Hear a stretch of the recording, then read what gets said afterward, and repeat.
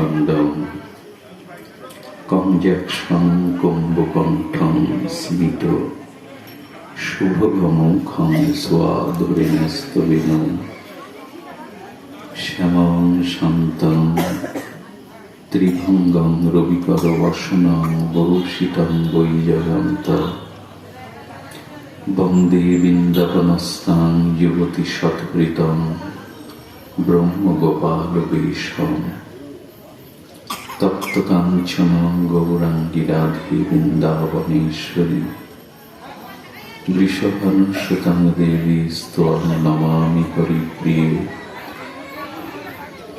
তুলসী কাননং যত্র যত্র পদ্মবনানি চ পুরাণ পাঠনং যত্র তত্র সন্নাহিত হরি বাঞ্ছা কল্পতরুভ্যশ্চ কৃপা সিন্ধুভ্যেব চ পতিতানাং পাবনেভ্যো বৈষ্ণবেভ্যো নমো নমঃ মুখং করোতি বাচালং পুঙ্গুং লঙ্ঘায়তি গিরিম যৎকৃপাতমহং বন্দে পরমানন্দমাধবম নারায়ণং নমস্কৃত্য নরং চৈব নরোত্তমম দেবীং সরস্বতীং ব্যাসং ততো জয়মুদরায়ত।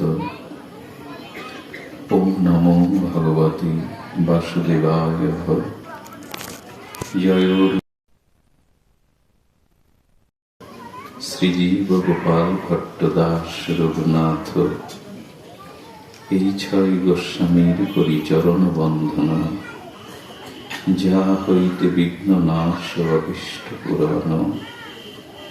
দুর্গমী পতিমেন্ধস্য স্খলদপাদ গতির মোহ, সকৃপা যষ্টিদানেন সন্ত সন্ত বনম বলম। হরে কৃষ্ণ হরে কৃষ্ণ। সবাই বলুন একটু কৃষ্ণ কৃষ্ণ হরে হরে, হরে রাম রাম রাম হরে হরে। শ্রী গুরু প্রেমানন্দে।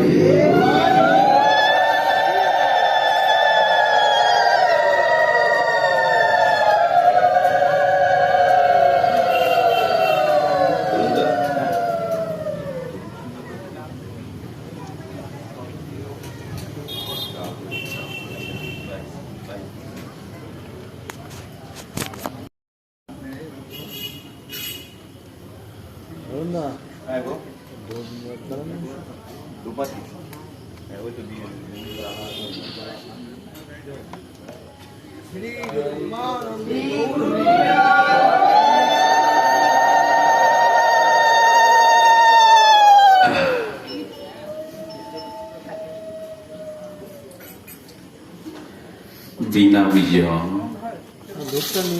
কিং অঙ্কুর জলন মধ্য বিন কথম প্রপন্ন পঙ্গু গিরিশ শিখর। ঠিক আছে দাদা, গিরিশ শিখর আরোহতি কথম। যদি শ্রী চৈতন্য হরি রসময় আশ্চর্য বিভবে অপ্যভক্তনাথ ভাবি কত কবি পরম প্রেম রস। কলিযুগ পাবন অবতার পরম প্রেমময়, প্রেম পরতত্ত্ব সীমা, রাস বিলাসীর চরম পরিণতি, প্রেম বিভক্ত বিলাস শ্রীমূর্তি, পরম কারুণ্য ঘন প্রেম ঘন শ্রী বিগ্রহ শ্রী শ্রী শচীনন্দন নদিয়া বিহারী গৌর হরি বিষ্ণুপ্রিয়ার প্রাণধন, পরম পাবন পতিত উদ্ধারণ পতিত তারণ, দাতা শিরোমণি দয়াল নিতাই চাঁদের মহানুকম্পায়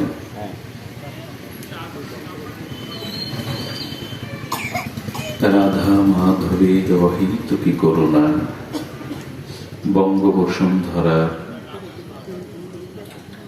প্রাচীন ঐতিহ্যময় আচার্য শ্রী প্রফুল্ল চন্দ্র রায়ের স্মৃতি বিজড়িত বহু ইতিহাস খ্যাত ঐতিহ্যের ধারক বাহক কাটিপাড়া স্থিত আজ এই শ্রীমন্দির শ্রী অঙ্গনে কলিযুগের যুগধর্ম জীবধর্ম বিশ্ব পাবন ভুবন মঙ্গল শ্রী শ্রী হরিনাম সংকীর্তন যজ্ঞে আজ মহামাঙ্গলিক গন্ধাদি অধিবাস শ্রীপর্ব। এই মহাপর্বে মাঙ্গলিক পর্বে যে ভক্তি যজ্ঞে জ্ঞান যজ্ঞে হরিকথা সুধা যজ্ঞের যে পরম আয়োজন, এই পরম আয়োজনে এই মহামাহেন্দ্রক্ষণে অস্মাদীয় পরম আরাধ্য জীবন সর্বস্ব জীবন ধন বন্দনীয় পূজনীয় স্মরণীয় শ্রীচরণ শ্রী শ্রীল গুরু মহারাজের পাবন পদারবিন্দে পরার্ধ কোটি দণ্ডবাদ প্রণতি। ভাগবত আচার্য মহাবৈষ্ণব সুমঙ্গল সাধু সজ্জন ধর্মশীলা শ্রদ্ধাশীলা মাতৃগণ সমাগত সকল ভক্ত চরণে দিন অতি দিনের সশ্রদ্ধ দণ্ডবৎ প্রণতি। বিনা বীজং কিং না অঙ্কুর জনন অন্ধ অপিস কথন।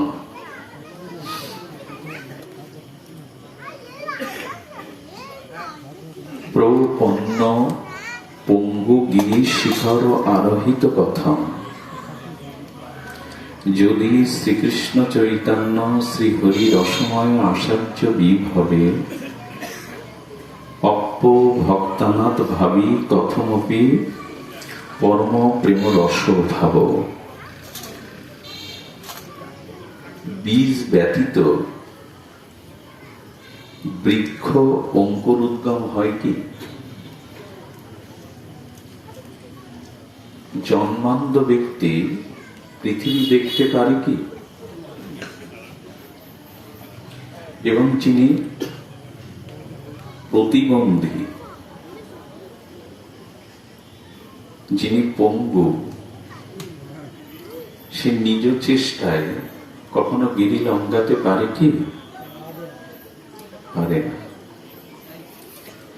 বিনা বীজং কিং ন অঙ্কুর। প্রবোধানন্দ সরস্বতীবাদ বলছেন, বীজ ব্যতীত যেমন বৃক্ষের অঙ্কুর হয় না, জন্মান্ধ ব্যক্তি যেমন পৃথিবীর সৌন্দর্যকে অবলোকন করতে পারে না, আর পঙ্গু ব্যক্তি যেমন হিমাদ্রি হিমালয় গিরি লঙ্ঘন করতে পারে না, তেমনি জেনে রাখো যে আশ্চর্য প্রভাব সম্পন্ন মহাভাব সমন্বিত কারণ্য ঘন করুণার প্রেমের মূর্তি গৌর ব্যতীত কারো প্রেম ভক্তি হয়, এটাও সম্ভব নয়। গৌর ব্যতীত কারো প্রেম ভক্তি হবে, এটাও সম্ভব।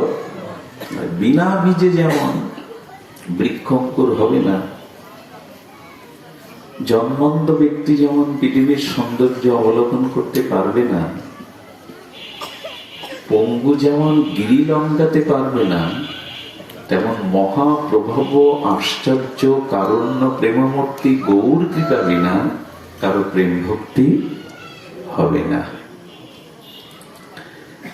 এই জন্য একান্ত করে মহাপ্রভুর চরণ আশ্রয়ের কথা মহাজন এত বলেছেন। আরো বলেছেন, যদি আকাশ থেকে মুষলধারে বৃষ্টি নামে,